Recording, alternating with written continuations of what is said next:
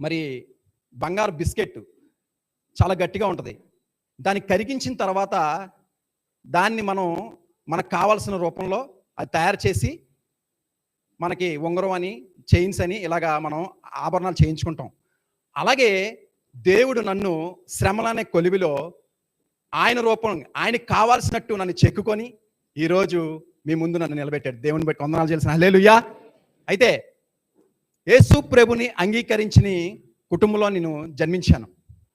యేసు ప్రభు పాటలు పాడేవాళ్ళని, అలాగే సువార్త ప్రకటించే వాళ్ళని, బైబిల్ పట్టుకొని వెళ్ళే వాళ్ళని హేళన చేసేవాళ్ళం. అలాంటిది మరి ఏ నోటితో అయితే యేసు ప్రభు దేవుడు కాదు అని నోటితో అన్నామో, ఈరోజు అదే నోటితో యేసు ప్రభు నిజమైన రక్షకుడు అని మరి చెప్పడానికి మీ ముందు నేను నిలబడ్డాను. దేవుడి స్తోత్రం, హల్లెలూయా. అయితే యోహాను సువార్త 1వ అధ్యాయం 6-7